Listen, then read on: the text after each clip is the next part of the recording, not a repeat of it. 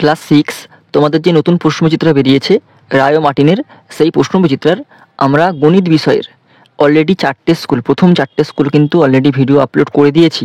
ওকে, এখন আমরা 5 নম্বর স্কুলটা বেলদা প্রভাতী বালিকা বিদ্যাপীঠ এইচএস এবং হুগলি ব্রাঞ্চ গভর্নমেন্ট স্কুল, এই দুটো স্কুল নিয়ে 5 নম্বর স্কুল করা হয়েছে। অর্থাৎ আমরা এই 5 নম্বর স্কুলটা কিন্তু এখন কমপ্লিট করবো। ওকে, চ্যানেলে কিন্তু এরকম পরপর ভিডিও পেতে তোমরা কিন্তু অবশ্যই চ্যানেলটি সাবস্ক্রাইব করে রাখো এবং পাশে থাকা বেল আইকন কিন্তু প্রেস করে রাখো, আর ভিডিওগুলো বন্ধুদের শেয়ার করে দেবো যাতে তারাও কিন্তু সম্পূর্ণ প্রশ্নবিচিত্রার স্কুলগুলো কমপ্লিট করে ফেলতে পারে। ওকে, চলে আসো একের দাগের, যে কোনো 10টি প্রশ্নের উত্তর দাও, আমরা সবগুলোই অ্যান্সার দেবো। চলে আসো একদম একেরটা। 3, 8, 6, 5, 2, 9, 0, 2, 5 সংখ্যাটির 2 এর স্থানীয় মানের পার্থক্য কত? তাহলে যে সংখ্যাটা দিয়েছে প্রথম আমরা সংখ্যাটা তুলে নিই।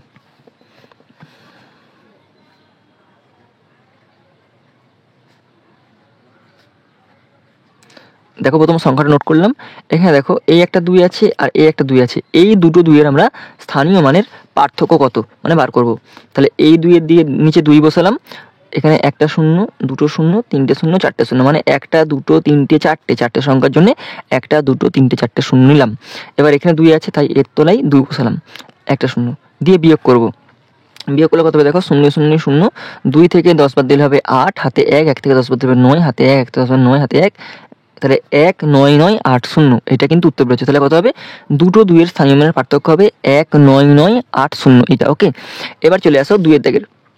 কি দিয়েছে দেখো, 1872 এর কাছাকাছি 100 এর গুণিতকে পূর্ণ সংখ্যা লেখো। তাহলে 1872 এর কাছাকাছি 100 এর গুণিতকে, তাহলে কি করবো আমরা, 1872। ওকে, তাহলে 1872 এর যদি আমরা বিয়োগ করি, 1800 দিয়ে বিয়োগ করলে কত হবে, বিয়োগফল হবে 72। আবার 1900 দিয়ে যদি আমরা 1872কে বিয়োগ করি উত্তর হবে 28। এইটুকুনি দেখেই বুঝতে পারছো যে কোনটা কাছে আর কোনটা দূরে। যদি আমরা দশকের ঘরের সংখ্যা দেখি 7 2, তাহলে দেখো 2টা সবথেকে ছোটো, মানে বড়োর দিকে 7টা আর ছোটোর দিকে 2টা, তাহলে কাছের সংখ্যা কোনটা বুঝতেই পারছো, 1900টা হবে। 1900টা হবে কিন্তু কাছের সংখ্যা, মানে 1900টা হবে কাছের সংখ্যা। ঠিক আছে, তাহলে উত্তর কত হবে এখানে 1900। 3টা চলে আসো, একটি প্রকৃত ভগ্নাংশের লব ও হরের সমষ্টি 3 হলে ভগ্নাংশ কত? দেখো তাহলে যদি বলছি লব আর হরের সমষ্টি, তাহলে সমষ্টি মানে যোগ, তো আমরা 1 আর 2 এর যোগফল সমান 3 লিখতে পারি। তাহলে ভগ্নাংশ কত হবে 1/2। ওকে, তাহলে ভগ্নাংশ কত বেরোলো 1/2 কিন্তু ভগ্নাংশ বেরোলো। ওকে, এবার চলে আসো 4টা। এমন দুটি মৌলিক সংখ্যা লেখো যাদের যোগফল একটি মৌলিক সংখ্যা।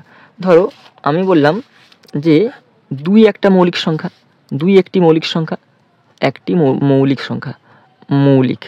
আবার 3 এটাও কিন্তু একটা মৌলিক সংখ্যা। এখন এতে যোগফল কত হবে, 3 আর 2 যোগ করলে কত হবে 5, 5টাও কিন্তু একটা মৌলিক সংখ্যা। তাহলে এমন দুটো সংখ্যা কী হবে, 2 আর 3 হচ্ছে মৌলিক সংখ্যা হবে, যাদের যোগফলও কিন্তু কী হবে 5 হবে। ওকে, এবার চলে আসো 5টা। 4 9 1 0 2 7 3 এই অঙ্কগুলি দিয়ে 7 অঙ্কের বৃহত্তম সংখ্যা লেখো। এখন এই যে অঙ্কগুলো আছে, এই অঙ্কগুলো দিয়ে আমরা বৃহত্তম সংখ্যা লিখবো, মানে বড় থেকে ছোট লিখবো। ওকে, তাহলে কী করবো, 9 7 4 3 2 1 0। দেখো বড় সব থেকে 9, তারপরে 7, তারপরে 4, তারপরে 3, তারপরে 2, তারপরে 1 এবং সব লাস্টে 0, এরকম কিন্তু সাজিয়ে নিতে হবে। ওকে, এরপরে চলে আসো 6টা। রোমান সংখ্যায় লেখো 89 মানে 89। তাহলে কী হবে 89, এই রোমান সংখ্যা করতে বলেছি। এখন 89 মানে কত, 80 যোগ 9। 80 মানে কত, এল এক্স এক্স এক্স সমান হচ্ছে 80, এর সঙ্গে IX9 যোগ করতে, তাহলে কী হবে L X X X I X, এটা হবে উত্তর। L X X X I X হচ্ছে 89, রোমান সংখ্যাটা 89 হবে। ওকে, এরপরে চলে আসো পরের প্রশ্নটা। 2x + y সমীকরণ বীজগাণিতিক সংখ্যা মানে কোথায় লেখো? তাহলে কী হবে, এইটা হবে, দেখো লিখে দিচ্ছি এখানটায়, 2x + y ছিল, তাহলে কী হবে x এর 2 গুণের সাথে, x এর 2 গুণের সাথে y যোগ, এটা কী অবস্থা, যোগ অবস্থা আছে, এটা গুণ অবস্থা আছে, মানে x এর 2 গুণের সাথে y যোগ। ওকে, এবার চলে আসো পরেরটা। 4n ত্রিভুজটিতে বাহু সংখ্যা কত? 4n,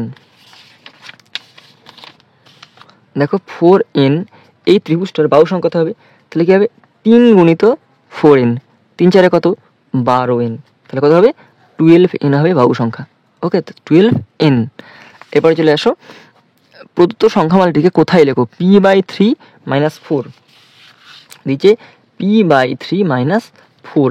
এটা কি কথা লিখবো?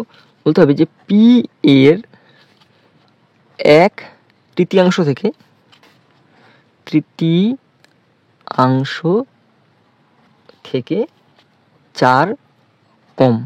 তাহলে পি এর দেখো পি এর 1/3 থেকে 4 কম। ওকে, এবার চলে আসো 10এরটা। 4 সেমি, 3 সেমি ও 8 সেমি রেখাংশ নিয়ে ত্রিভুজ আঁকা সম্ভব হবে কিনা কারণ সহ লেখো। দেখো 4, 3 আর এটা দিয়েছে 8। দেখো 4 + 3, এইটা থেকে 8 বড় কারণ এই দুটো যোগ করতে 7 হচ্ছে। তাহলে কি হবে? এক্ষেত্রে ত্রিভুজ আঁকা সম্ভব নয়। তাহলে সেক্ষেত্রে কী হবে? ত্রিভুজ আঁকা সম্ভব নয়। ওকে, এবার চলে আসো পরেরটা। 8 সেমি ব্যাস বিশিষ্ট বৃত্তের ব্যাসার্ধ কত হবে? এখন 8 সেমি ব্যাস, তাহলে 8 সেমি ব্যাস মানে একটা বৃত্ত, এই বৃত্তের এই পুরোটাকে বলে ব্যাস। এই পুরোটা হচ্ছে 8 সেমি মানে এইখান থেকে এই পর্যন্ত হচ্ছে 8 সেমি। তাহলে ব্যাসার্ধ মানে এইখান থেকে এইটুকু মানে হাফ। তাহলে কী হবে? 8/2 ভাগ করে কত? 4 সেমি। তাহলে ব্যাসার্ধ মানে কি? ব্যাসের অর্ধেক হচ্ছে ব্যাসার্ধ, মানে ব্যাসার্ধ সমান ব্যাস ভাজিত 2। তাহলে ব্যাসার্ধ সমান কত হবে? 8/2 কত হবে? 4 সেমি। ওকে, এবার চলে আসো 2 দাগেরগুলো। 2 দাগে তোকে দিয়েছে নিচের প্রশ্নগুলির উত্তর দাও। ওকে, দেখো একটা দুটি সংখ্যার যোগফল XCVII, একটি সংখ্যা XLV হলে অপর সংখ্যাটির হিন্দু আরবিক মান কত হবে? দেখো এখানে প্রথম সংখ্যা কি দিয়েছে? 2 থেকে 1 প্রথম সংখ্যা দিয়েছে XCVII। দেখো XCVII, এখন XC আর V ট্রিপল আই, তাহলে XC মানে হচ্ছে 90 + 8, তাহলে কত হবে? 98। আর এখানে বলছে একটি সংখ্যা XLV মানে কি? XL মানে হচ্ছে 40 + V মানে হচ্ছে 5, তাহলে কত হচ্ছে? 45। তাহলে একটা হচ্ছে 98, একটা হচ্ছে 45। ওকে, তাহলে অপর সংখ্যা কী হবে? অতএব অপর সংখ্যা সমান 98 বিয়োগ 45। এই দুটো বিয়োগ করে কত হবে? 53 বেরো। 5 থেকে 8 বিয়োগ 3, 4 থেকে 9 বিয়োগ করলে 5, তা 53। এখন এই 53কে আমরা রোমান সংখ্যায় কী করে লিখব? LIII। তাহলে LIII হচ্ছে 53, LIII হচ্ছে 53, মানে L মানে 50 আর প্লাস II মানে 53। ওকে, এবার চলে আসো 2এরটা। 100 গুণিতকে পূর্ণ সংখ্যা নিয়ে যোগ করো। 5, 6, 1, 0 এই 1, 2 + 2, 0, 9, 5।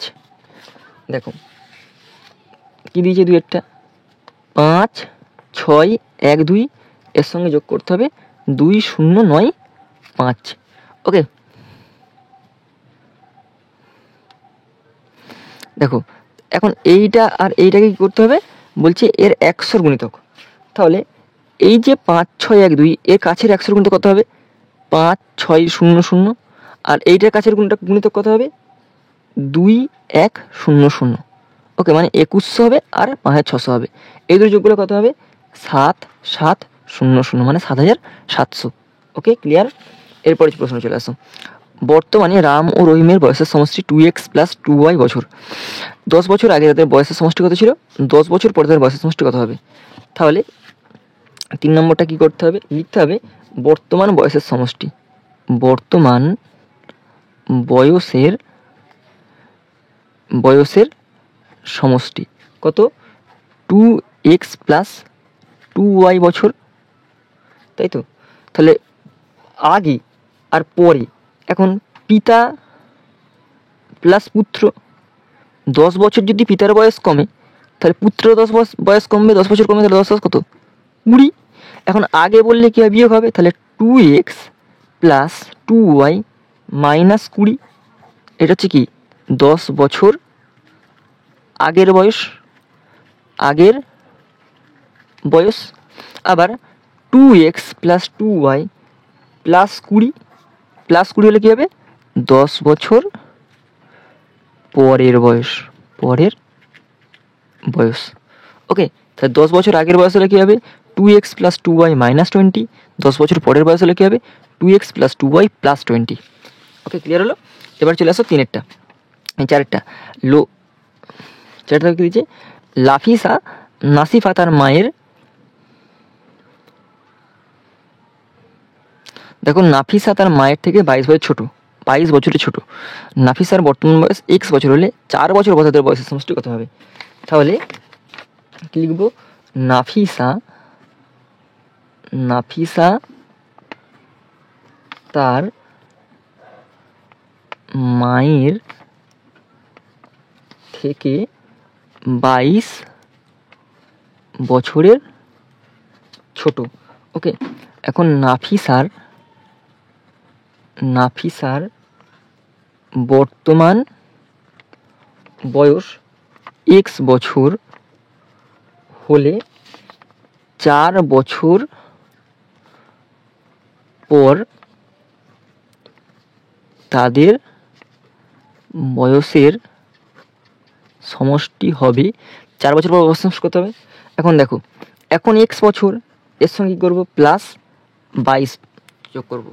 এখন এর সঙ্গে করতে হবে 4 বছর পর নাফিসা তার মায়ের দুজনের, তাহলে কী হবে যোগ করতে হবে 4 × 2 দিয়ে।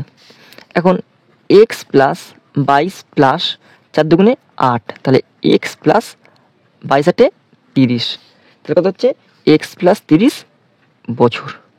ওকে, মানে এইটা হচ্ছে 4 বছর পরে দুজনের বয়স, মা আর মেয়ে দুজন, 4 × 2 = 8 বছর বাড়বে, 22-এর সঙ্গে 8 যোগ করলে 30 বছর, তাহলে x + 30 বছর। ওকে, ক্লিয়ার হলো? তাহলে আমাদের কিন্তু 5 নম্বর যে স্কুলের তার 1-এর দাগের এবং 2-এর দাগেরগুলো কমপ্লিট হয়ে গেল। চ্যানেলে কিন্তু এরকম পরপর ভিডিও পাওয়ার জন্য তোমরা কিন্তু অবশ্যই চ্যানেলটি সাবস্ক্রাইব করে রাখো, আর পাশ থেকে বেল আইকনটি প্রেস করে রাখো, আর এই ভিডিওগুলো বন্ধুদের মধ্যে শেয়ার করে দিলে তারা কিন্তু সম্পূর্ণ প্রশ্ন উত্তরটা কমপ্লিট করে ফেলতে পারে।